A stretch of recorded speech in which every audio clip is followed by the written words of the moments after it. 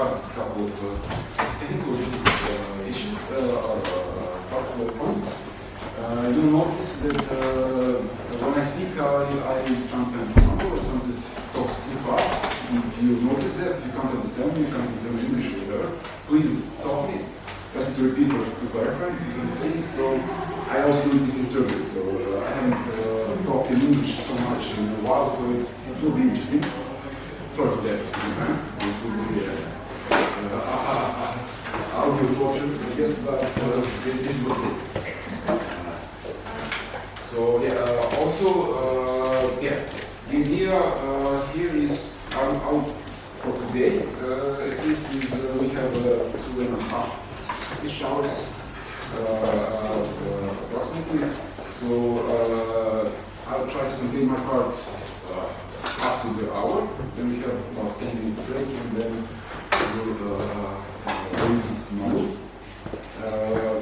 We hope that our two lectures kind of will go well with each other, but we'll see how this all goes.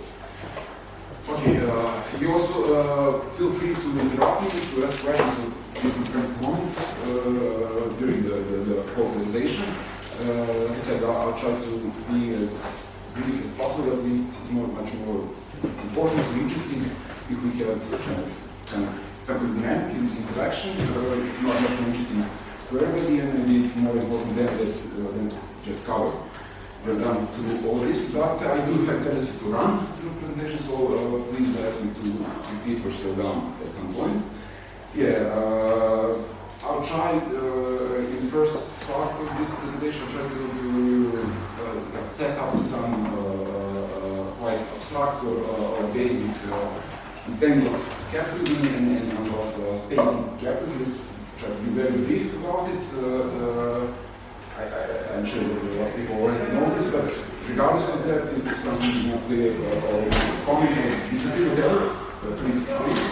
And the other part is try to address the commercialization part of this structure, kind of, at least in very broad strokes, try to present kind of a history of change of capitalism, changing during the 20th century, especially during the second part of the 20th century, and how it reduced the situation, the context that we are finding ourselves in this. One more point about the whole model. We have the idea when we conceptualize this to talk about political economy of urban development. We actually have the idea to present, to point out or to highlight a bit more this kind of economical dimension, economical analysis that will, during this couple of days, we try to do it on the different kind of level of abstraction and complete analysis, with the idea to kind of better understand this kind of limitation, the economic system that we're living in, and with the specific manifestation that it is in today, how it limits us in the politics that we want to advocate for, and hopefully, if we understand them, we need to understand how to push this less limits. So we break them. Yeah, some maybe questions or comments before we start. Okay, if not, let's start. Let's see how it goes. Thank you. So, yeah, we'll try to talk about capital space in all these days and the function that space has in capitalism, especially, like I said, in this later stage of it. To briefly define capitalism, just so we can all be on the same page, we can define the social economic system dominated by the capitalist mode of production. This very, I think this distinction between capitalism and capitalist mode of production is going to be very important for the discussion, because while capitalist mode of production can exist in other kinds of society, capitalism is the one that is dominated by it. So you can have capitalist mode of production even in some and growth, but it will be limited. The capitalism is dominated, and this capitalist mode of production is basically a developed system of commodity production with lowest profit. We know this, but okay. By saying developed, we try to think of it like most of the things in capitalism, to is tended to be reproduced via market. Market is the main mechanism, and as capitalism grows, it tries to incorporate more and more things being done through market, being reproduced through market. So in capitalism, at any point, it's never everything. It's never that everything is reproduced through market. There is always different kind of modes of production. We all know about housework, for example, as one mode of production. We can talk about the state forms of production, something different than capitalist mode of production. But when we have this kind of developed capitalism, what we have is that capitalist mode of production as dominant one influences even all those others.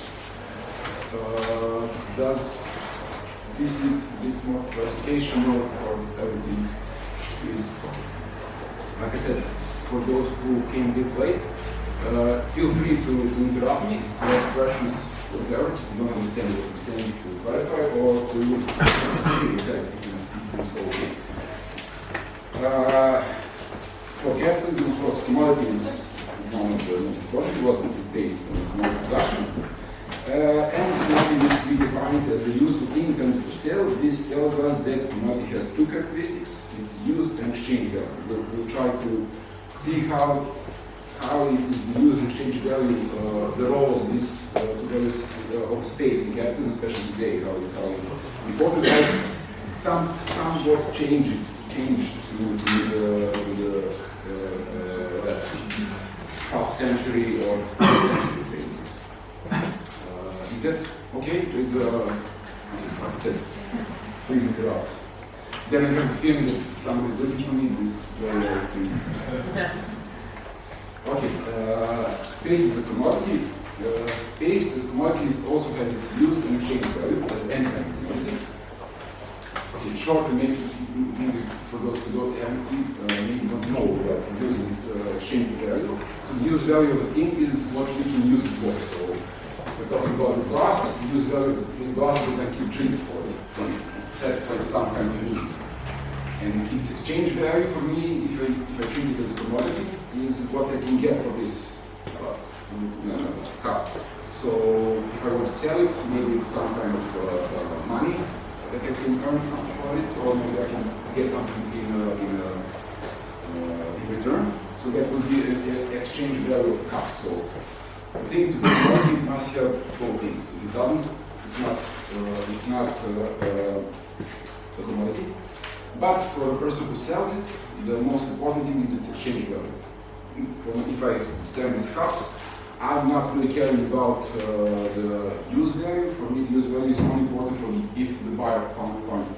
Whether or not the buyer is going to use it for whatever this was intended as use value, I don't care. Whether it's going to make artistic performance from this, whether you're going to throw it, break it, or use it to drink. I don't really care. I care if I sell it. So this will be the basic logic behind commodity producer or commodity seller. If I rent it, is that a use or a value exchange? Yeah, it is a commodity. It is exchange. It is exchange value. What I will get if I'm renting this cup. The difference is it is just unlimited. So it is basically the same thing, but in its logic. It just has a time limitation. This is what labor power as the most important motive basically in capitalism does. It rents itself, the labor rents its labor power to keep his her employer for a period of time, gets a wage in exchange. Same with space, and with real estate, you can sell it or rent it. But it doesn't change this. It's specific and fictitious. Space, unlike the other kind of commodities, they are commodities that have a specific logic because they are basically not produced as such for the market, or they cannot fulfill the market logic very good. So, Polanyi defines three versions of fictitious commodity: money, labor power, and land. Space, I want to call it, because they don't act normally in the market as the other commodities. So what does it mean? A normal commodity, when the demand for it goes up, usually the price goes up, and when demand comes down, the price comes down. Also, when demand comes up and the price goes up, you try to have say supply to go up as well, and vice versa. Probably, I guess, everybody knows about this simple logic. But with this specific fictitious properties, it's not always the case. For example, with labor power, if the price comes down, the logic will dictate that also the supply comes down. So if the wage comes down, the idea would be that laborers, the workers, would not sell their labor, they would remove themselves from the market, wait for the better things. This can be true for some parts of the labor force. For most of them, if the wage goes down, more people will actually offer more wage on the market. So, for example, you want to just work one job, you try to get another job. This will actually increase the supply in the market, which has a specific influence on the price. With the space, with the land, with the real estate, what you want to call it, is specific because we have a limited amount of it. So basically, the price rarely in the history goes down. So the price either maintains or goes up. So this will have a significant influence later. Okay, structure limitations. Like I said, the goal of production is profit. This means the precondition in the market society, in the capital society, for the reproduction for the whole society is the reproduction of capital. Simply saying, the capital is the one who has to eat first for everybody else to eat. If the capital doesn't have profit, it won't organize business, it won't organize jobs, it will remove itself from the market and wait for the better opportunities. Of course, we can have in power some policies, some politics that we try to curb this, and we try to find a way, but if we have a pure market logic, this is what happens.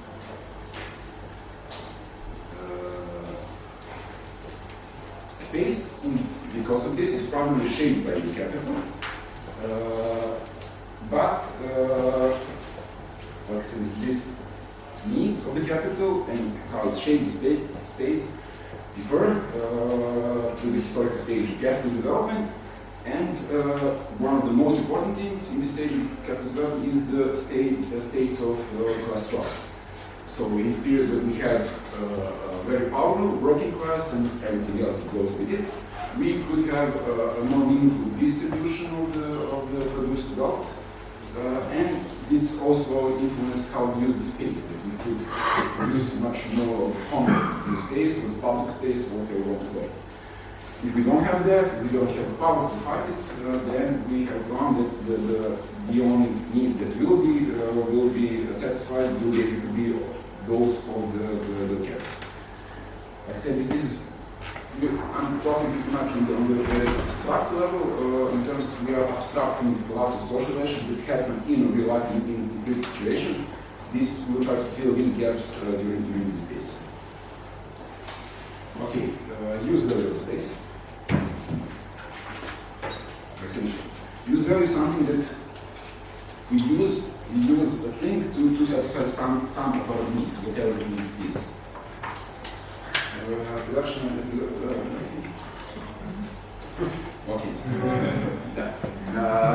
production cycle takes place in some kind of physical space. This is the necessity. That is why space is one of the specific kind of commodities, fictitious. But space is not a neutral thing.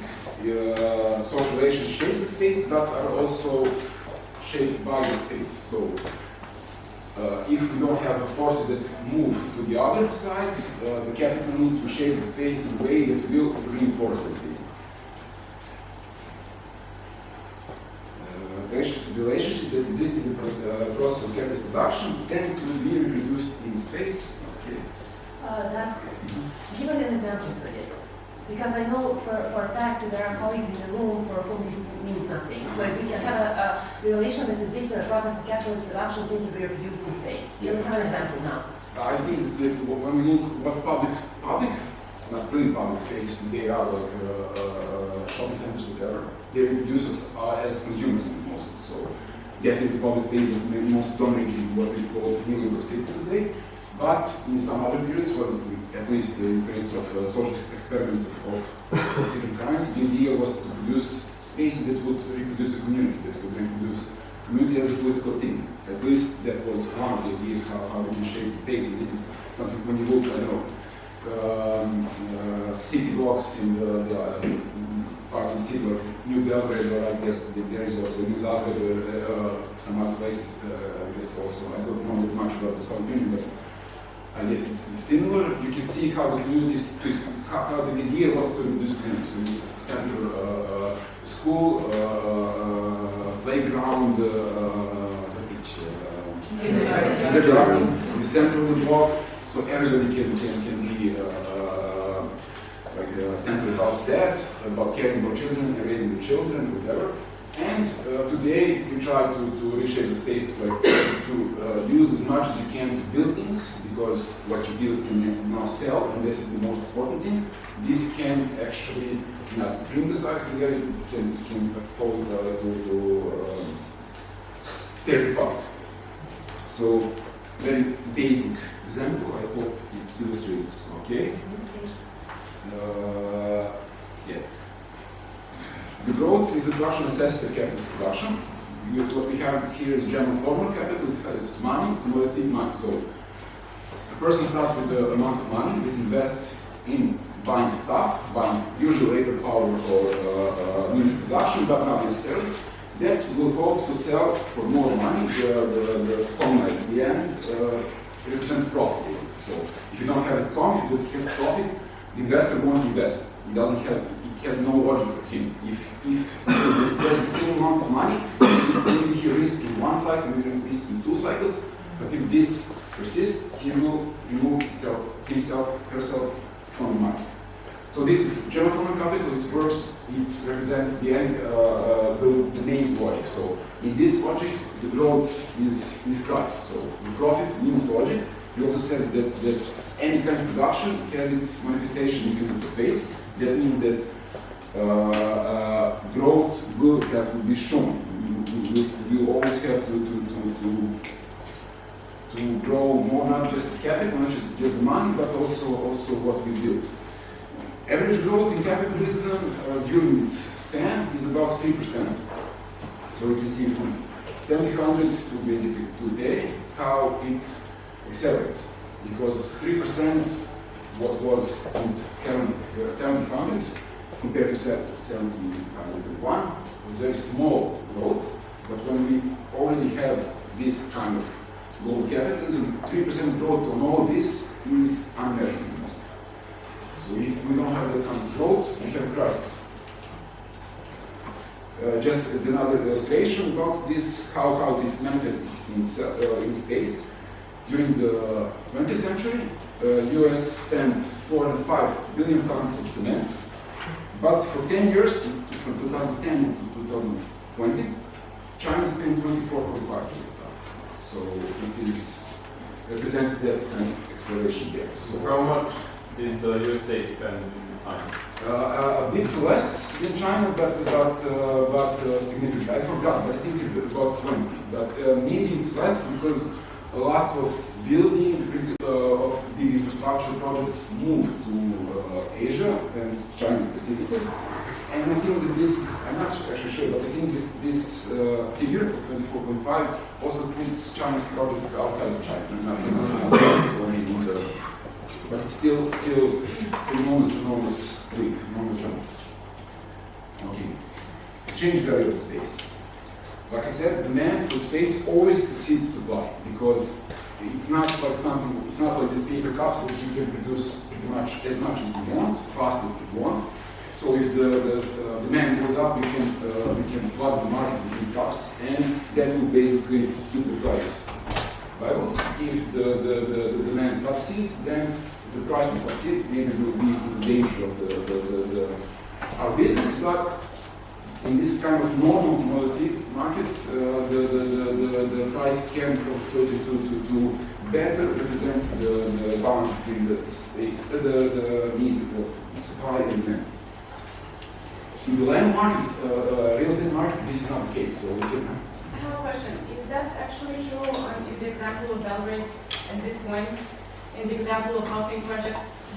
Because I'm not sure that demand is bigger than the supply at this point. No, it exceeds not very globally because Maybe there's a difference between the need and demand. yeah. This is also the truth in Motorica, for example, because we know that 10 years ago, when the new strategic spatial plan was being made, the experts at that time said, right now, we have already built more than we need. And we need to research. So in terms of people who will be housed, so if the demand only came from, for example, people like us, there's 30 of us, we need like 30 apartments to live in. But it's not that we demand it. Investors demand it because it saves value for them so they can sell it later or capitalize on it, take loans and stuff like that. So, but yeah, it's as Dark was saying, capitalism is not about what we need, but what capital needs. Like I said, and if I'm a seller of this cup, I don't care how you use the cup. Whether if I'm selling your apartment, whether you're going to live in the apartment, whether you're going to sell it, I don't care. But we'll see why. I mean, someone already said this, but we'll see why this demand is also going up, especially today. Okay, it's a limited supply, space commodities, excellent storage value. Because, like I said, the price value goes down, basically significantly goes down only in periods of significant crisis. Like 2008 was one of the examples. Outside of that, the fluctuations downward is so small that investment in real estate is one of the surest things. You can't maybe always sell it at the right point that you want, but if you sit long enough, your value will be there. Okay. Now, just to make a bit this connection between the money and space, money is like specific, fictitious good also, but it is preferential good. Why is it preferential good? Because money is universal equivalent. This means that for the market system to function, we need money. Without the money, we cannot have a meaningful exchange. We cannot have exchange on the level that can be used for the reproduction of both sides. So the money is necessary. Why it is universal equivalent? This means that at any point, if I go to the market, maybe if I want to buy a bicycle, I cannot maybe find somebody who will take a ton of my paper cups in exchange for a bicycle, but I can sell it for the money, use the money to buy it. Money can only change hands for people who go into the market. If you want to sell something, if you find a person who has enough money, you will always be ready to take the money from them. But, these are the functions that money should provide in a capitalist model. For the market to function, a measure of value, so money is used to tell us what things worth. So, 5 or euro, 1 euro this cup, it tells me this is measure of value of this cup is 1 euro in terms of money. Means of circulation means that I will give you this cup, will give you this 1 euro, and then I will go buy back the cups, whatever you can buy it 1 euro today. Credit means that you can borrow some money to take more, but more about it later. And store of value. This is very important. So when I sell things, I can go immediately to the market and buy something for the money to receive, or I can sit on the money, maybe collect more money to buy more responsibility. In order for this to function, the value of the money has to stay pretty much stable, or at least stable. Some of inflation is very good, but we'll talk about it, but not too much inflation. So the problem is with the money that it's not always good at performing all its functions, especially storage value. When you have too much money at some point on the market, it can we have inflation, which means that for the same amount of money we can buy a small amount of stuff, so less stuff. In order to prevent that, in the situation when we have too much money in the market and when capital doesn't have other very profitable opportunities, it uses it usually to find some other commodity to store value. So,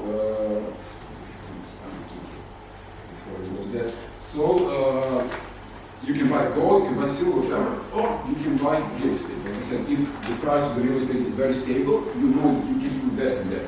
Maybe you rent it, maybe you use it to make a factory from that, whatever.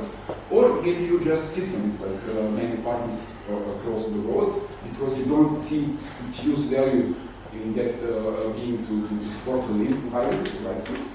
So for the people who live in it, but you see its use value for yourself as an investor to store the value for it. So that this is why you have that constant demand today, because you have a lot of money. Maybe you won't, like I said, earn from the rent, maybe real commission, but for you the most important thing is that you can store yourself, because I don't know, maybe you can't find enough gold to buy, you can find, but this is not something you can actually still build the additional apartments, whatever, the land, or even partial land. We can store there and there. Okay, just this couple slides, brief change in the history of the capitalism. So after the Second World War, I guess we all know, we lived in what was called the Golden Age, at least until the 60s or 70s. This was the idea, high rate of economic growth, high profit rates, high wealth distribution, at least for one part of the working class in one part of the globe, not for everybody, managed to have a lot of, to gain a lot of wealth, to improve their living standards. The high rate of profits were able to enable constant growth of real wages for at least a couple of decades in the 50s and 60s. Okay. This whole policy was based on Keynesianism. This idea that state will tax the profits. Wages will also keep going up, but tax and wages will come back as increased demand, as expenditure for infrastructure, which will all be good for capital. This can spur new growth, and this will return as a new profit. So the idea behind Keynesianism is to support the demand, to increase the demand in the market, that this will be good for the whole society. And this kind-ish worked for 2 decades. We had a high employment rate, capital expenditure per capita. This system was supported among other political things, but what we focus here on a global system of stable currency. This was very important. So the dollar was connected to the gold. So the one ounce of gold was worth $35. So this meant that you could, not persons, but states could exchange a certain amount of dollars for a certain amount of gold. This meant that there was very small fluctuation between currencies. This meant that the financial system was very, very stable.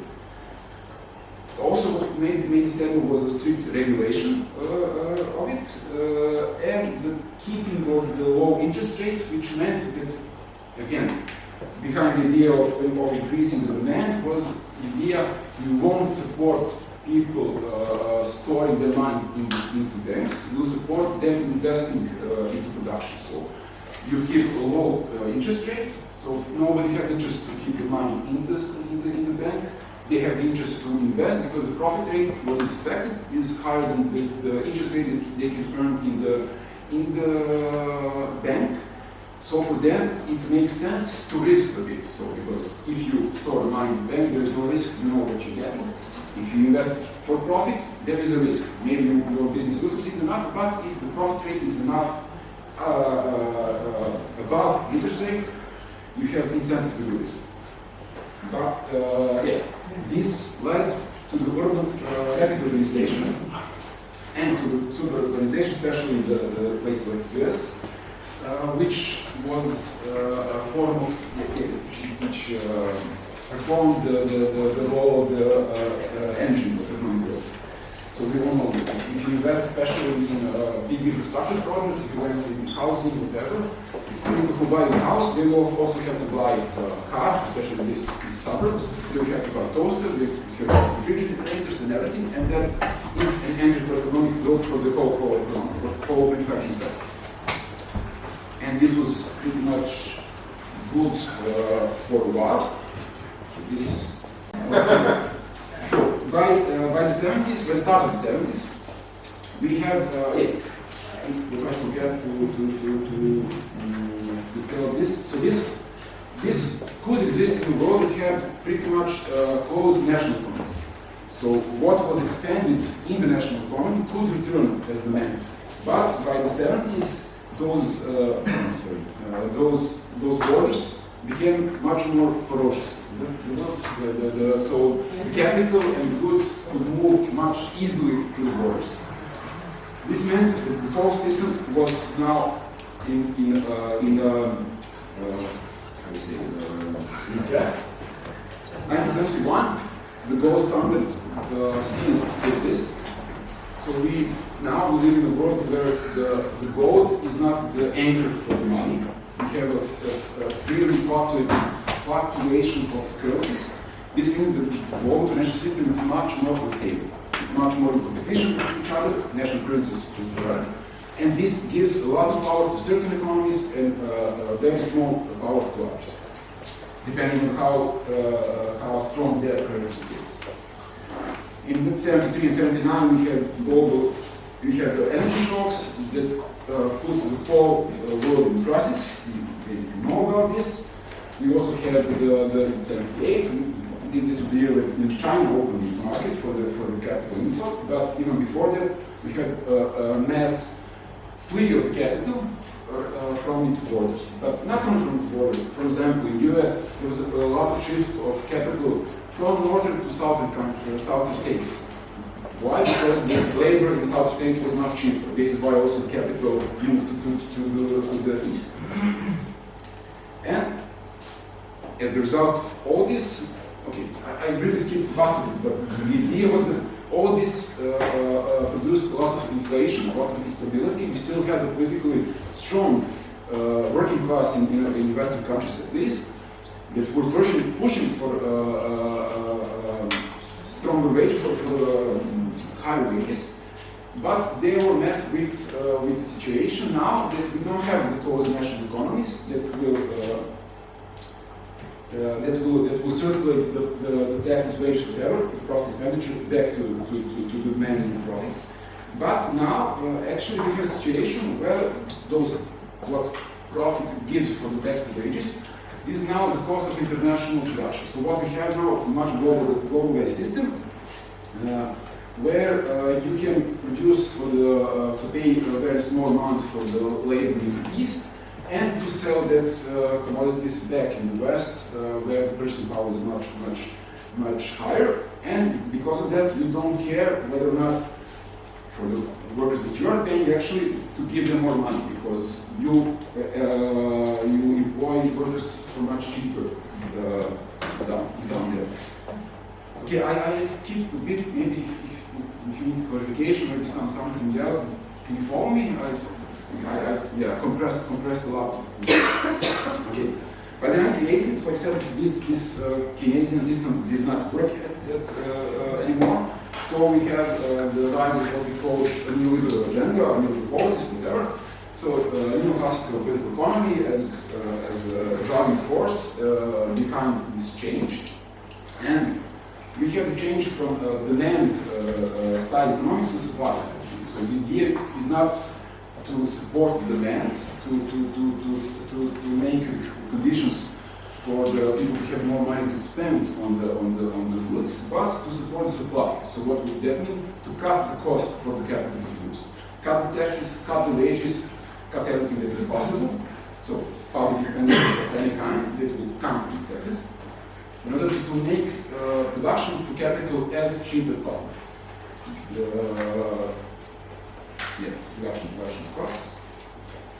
To do this, you need strict monetary and fiscal policy. This world of fluctuating currencies made governments, they forced governments to implement as strict monetary policies and fiscal policies in order for them to preserve their currencies. Because their currency is now much more in competition with any other currency on a daily basis in the world. They have to implement much stricter monetary fiscal policies to protect their own economies. idea behind this was the trickle down, that the wealthy ones will get wealthier, but it will trickle downstairs until it really happens. What for our talk is very important, we also have globalization of the financial sector, because for one thing, the reins that were put in place by the second world wasn't sustainable to keep it anymore. National economies could not control the capital like they could at this early stage. Now the capital has much more freedom in movement. That meant that if you want to attract capital to investment in your area, in your country, whatever, you need to liberalize the financial system. This is partly true for what we call financial havens, but this is also true for the global multilateral economies.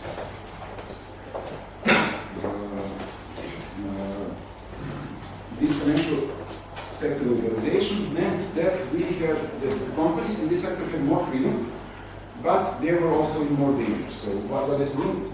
They could act freely in what they want to do, but because the competition between them was much fiercer, they would have to find ways to survive. Sector was going through a period of consolidation, meaning that small banks, financial institutions were eating the biggest ones, and the big ones were the small ones, and the ones who survived were getting too big to fail. We probably heard about this expression, especially in the 2008 crisis.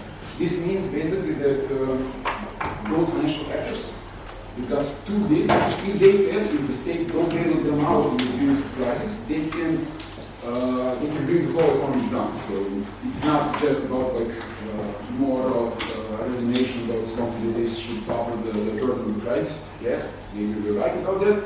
But the problem is that if you bring them down, it involves the whole system, not just national, but even global. In order to survive in this new environment, the financial actors were forced into implementing innovations to produce new products, because they also produce commodities. They call it credit, they call it derivatives, whatever, but they need to produce new financial instruments in order to stay competitive in this new environment.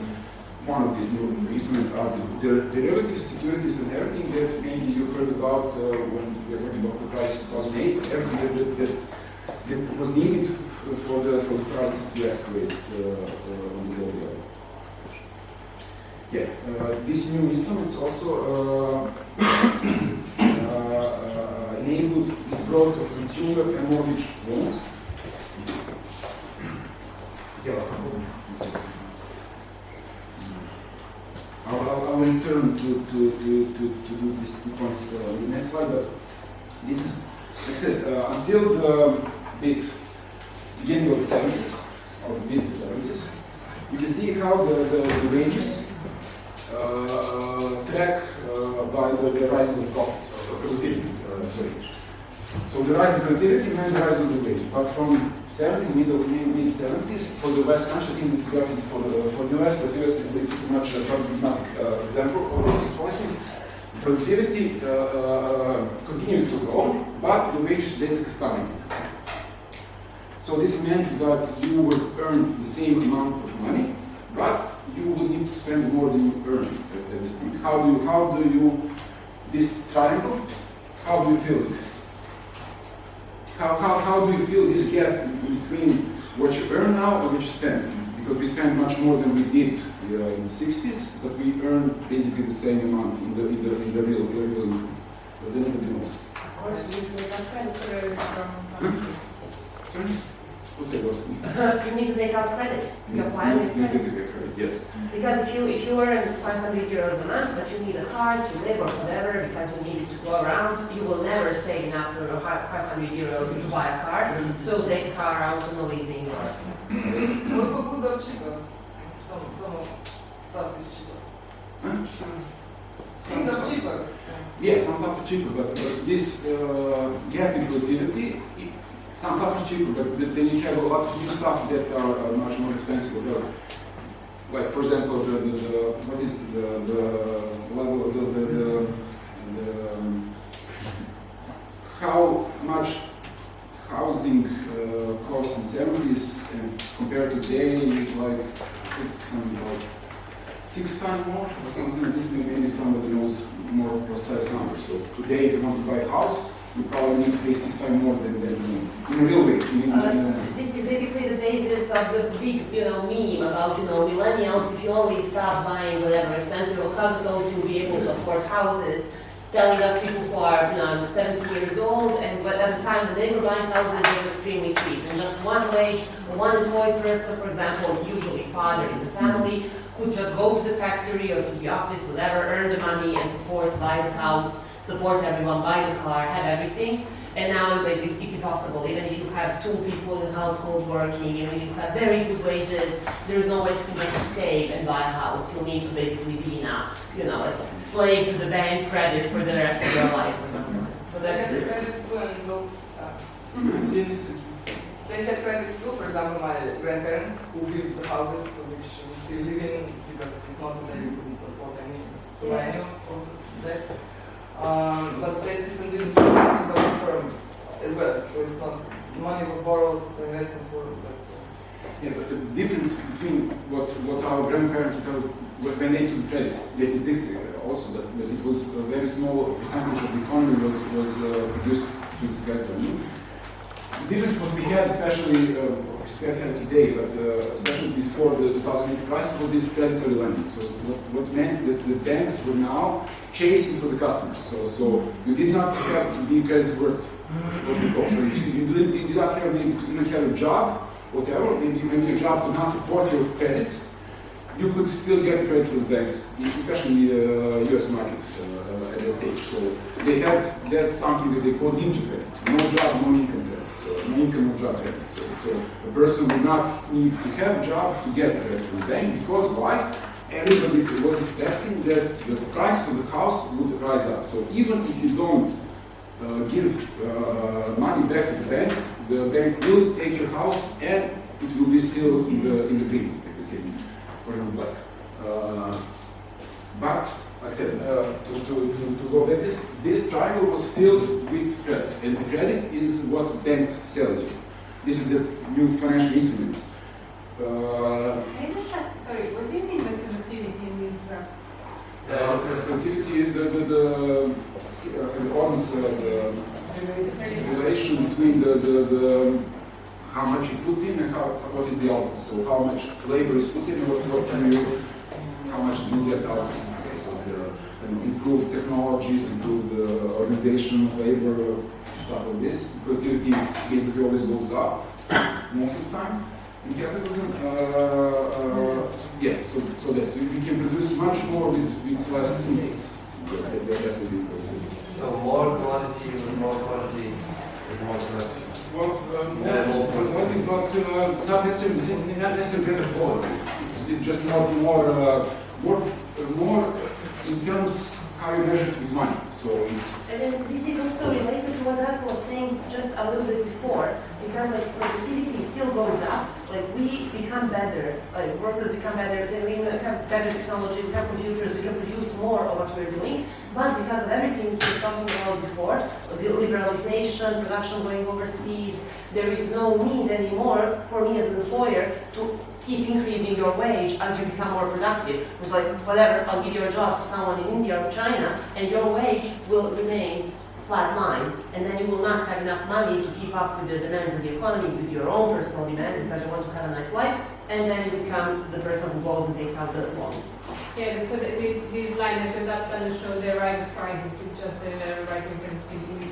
Yeah, You have to produce more stuff. Not total prices, not necessarily the price of a specific good. It can go maybe down. Maybe our shoes are, but they're not. But maybe our shoes are now less expensive than they were. But in total, all the goods that are produced in one economy or globally worth much more than this. When we calculate it in money, all the goods that we produce now is in absolute terms is much more expensive.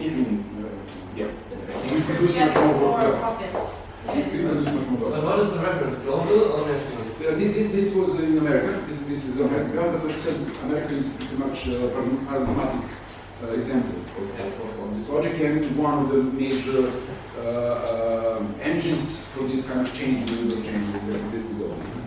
One other way to think of these two lines growing apart, you were saying being filled up by debt. You can think it's from the other side, I think it's being filled up with extra profits going to the people running the system. Yeah, exactly. Yeah. If they are not going to wages, they are going to the one who invest.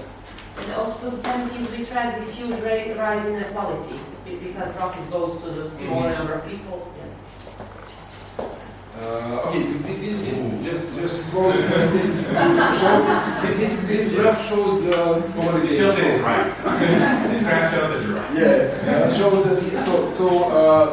The higher the line goes, the bigger polarization is. So this drops at the 40s. So after the World War II, we have much more equal wealth distribution. And then from the late 70s to the 80s, the polarization again is highlighted. So we have just this period that we call golden age, or that we still think as this perfect idealistic capitalist system that we can go back to. This is what is in our narratives still this idea that we want to achieve again. This is only this in the whole history in the capitalist system, only this 20 years basically. All other history is like this called polarization going up and up and up and up. Okay, so the great transformation of the world of space in this period of financial.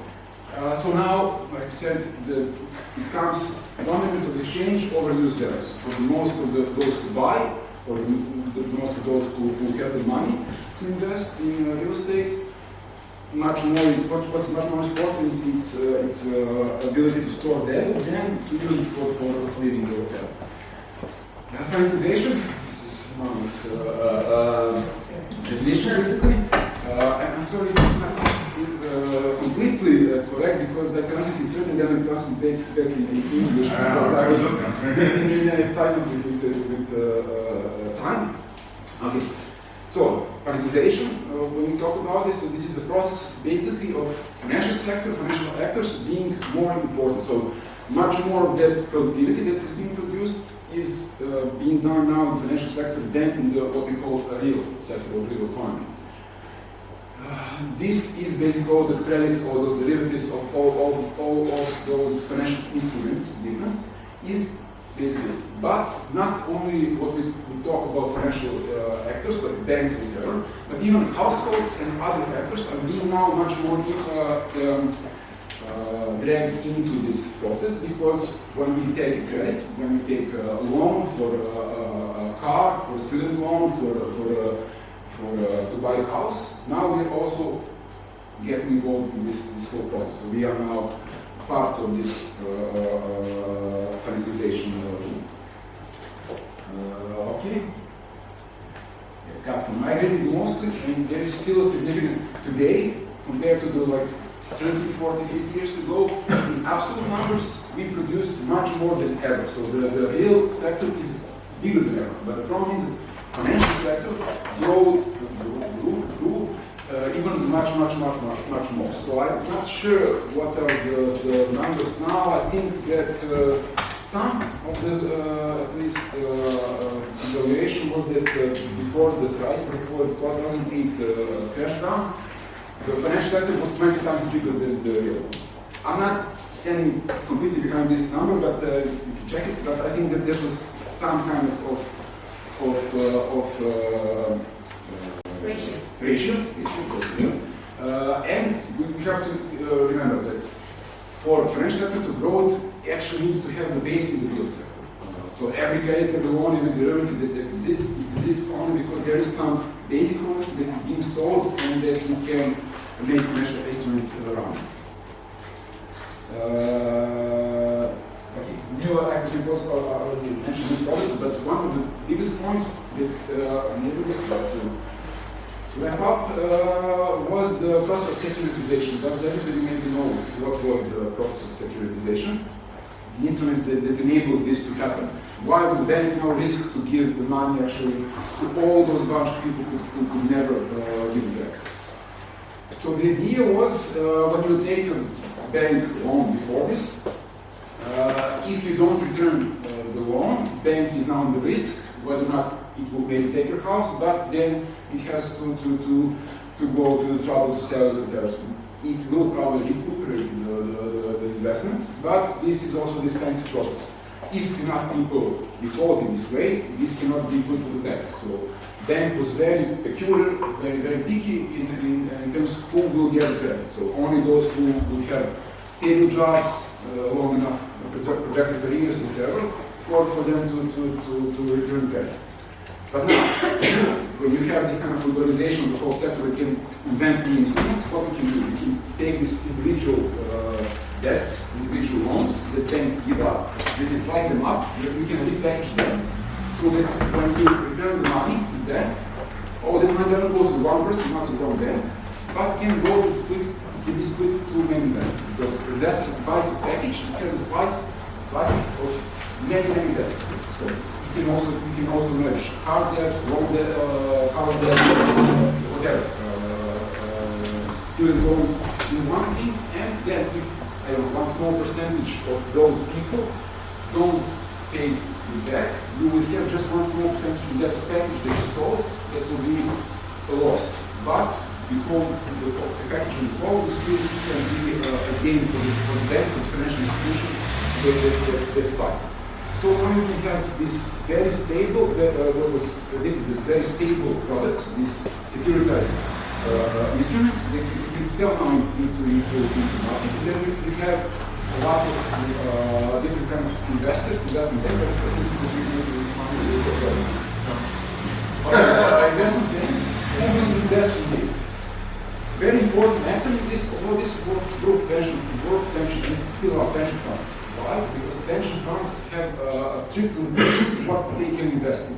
So pension funds cannot speculate as many other investment banks because they have obligation to do good things enough for the investors that will be pensioners, for them to pay them back when they go to pension. So one of the more stable packages that you can invest are those based on the mortgages, on the household debts, on the debts for buying houses.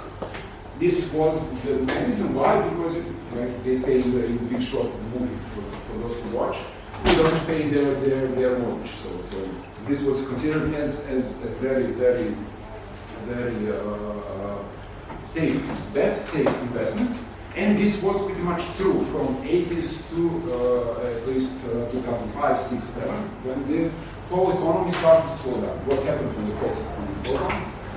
Well, you have a problem because a lot of people now get out of the jobs. So when they get fired, they cannot pay their loans back. But because you have that whole period of predatory lending when the banks were chasing for the customers, so they were chasing to give you the loans without caring what your job situation is. And I have a situation that the economy is slowing down. A lot of people are being fired. They cannot pay their debts. And now those packages that were sliced up, now you have not 1% or 2% of those who default, and you have 10, 15, whatever, 20% of those who cannot pay back. And now this package is not safe, it's not secure, it's not something that you can trade anymore. It's worthless, it's junk, basically. And this is how you basically bring down all this pyramid of cards, this whole financial sector. It is, people like to present it as imaginable, very imaginable, but this is very sensitive to situations of this kind.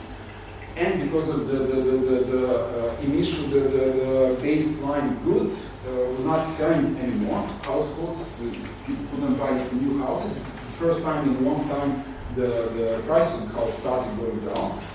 All this pyramid starting to collapse. Is that okay presentation? I mean, did you keep track? Yeah. Okay, like I said, the importance for the physical space is absorption of surplus capital. Through construction project, real estate market, mortgage loans, and derivatives. I think that this slide was supposed to be but okay, so basically, when you have, like I said, too much money in the market, then you have to spend something basic real estate land thing. Moving right to buy was very important thing. So during the period, for those who don't know, policies of Thatcher in Britain, but this was similarly how it's done in ex-Yugoslav countries. People would get to buy their houses for very cheap, or they were just yeah. This was a transfer from national or city ownership to the individual, to the private ownership of the occupants who lived in their houses. Why was this important? Well, this created the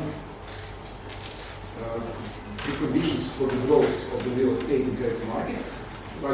If you want to lend somebody credit, you need to be able to recuperate something. You need to have some kind of collateral. If people own their houses, they if they don't pay back what you lend them, you can always take the money. If you don't have that kind of collateral, you cannot have the growth of the credit system like we saw from that graph. This was supposed to be before this slide, so I apologize for this.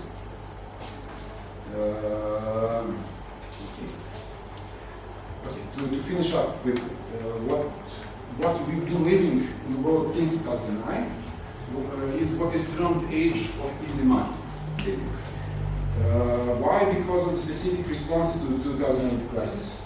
The idea was, again, like in the period of Keynesianism, to support the demand in order to make the money available for business to invest. So the idea behind Keynesianism was to have the wages that will come back as demand, to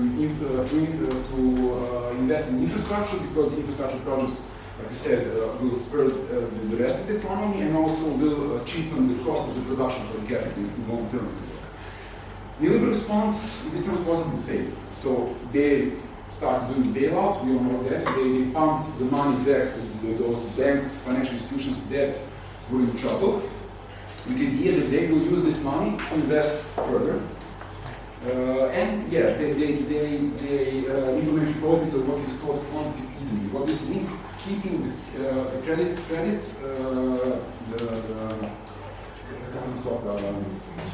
interest rates so low that for anybody it doesn't pay to keep the money in the bank. So the interest rates were even below the rate of inflation. What does it mean? If you keep your money in the bank in the long run, your money will worth less.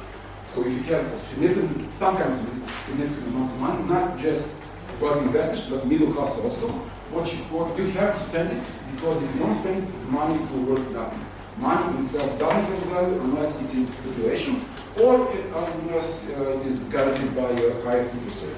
They kept the interest rate rates low because, yeah, and you can see this graph of this. So this is the Keynesianism period.